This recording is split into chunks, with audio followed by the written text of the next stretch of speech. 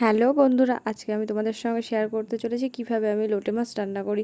দেখো, প্রথমেই কেটে নিয়েছিলাম কিছু পেঁয়াজ, লঙ্কা আর কিছু রসুন। আর এই হচ্ছে লোটে মাছ, আমি ধুয়ে ধুয়ে পরিষ্কার করে রেখেছি। তারপরে কড়াইতে দিয়ে দিলাম তেল, সর্ষের তেল ব্যবহার করেছি আমি। আর দিয়ে দিলাম তার সঙ্গে ফোড়ন, লঙ্কা আর জিরে। ফোড়নগুলো যখন একটু ভাজা ভাজা হলো, তখন আমি দেখো এতে গরম তেলের মধ্যে দিয়ে দিলাম পেঁয়াজটাকে একটু ভাজা ভাজা করে নিলাম। একটু ব্রাউন কালার হলে তখন তার মধ্যে দিয়ে দিলাম থেতো করা কিছু রসুনের টুকরো। তারপর আমি এটাকে ভালো করে নাড়িয়ে ভেজে নিলাম। আর ভাজার পরে যখন দেখবো রসুন পেঁয়াজ পুরোপুরি ভাজা হয়ে গেছে, তখন আমি তার মধ্যে দিয়ে দিলাম মশলা। হ্যাঁ, মশলার মধ্যে আমি ব্যবহার করেছিলাম শুকনো লঙ্কা, আদা আর জিরে বাটা।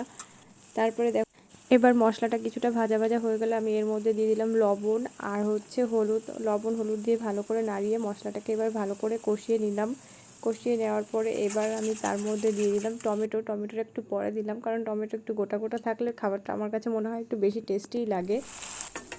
এরপর দিয়ে দিলাম সামান্য পরিমাণ গরম জল। জলটা আমি অল্পই ব্যবহার করেছি, কারণ হচ্ছে লোটে মাছ থেকে এমনিই কিছুটা জল বের হয়, তাই জন্য আমি অল্প পরিমাণে জল দিয়ে লোটে মাছটাকে তার উপর ছেড়ে দিলাম। ছেড়ে দিয়ে এবার একটু হালকা আঁচে মাছটাকে আমি কষিয়ে নিলাম। এবার আমার রান্না প্রায় কমপ্লিট, মাছটাও ভালোভাবে সিদ্ধ হয়ে গেছে আর দারুণ একটা সেন্টও বেরিয়েছে। এবার দিয়ে দিলাম আমি তার মধ্যে গরম মশলা দেওয়ার পরে হালকা করে একটু নাড়িয়ে নিই। এবার আমার লোটে মাছ রান্না পুরোপুরি কমপ্লিট। তোমরা কে কে লোটে মাছ খেতে ভালোবাসো আমায় অবশ্যই কমেন্ট করে জানিও।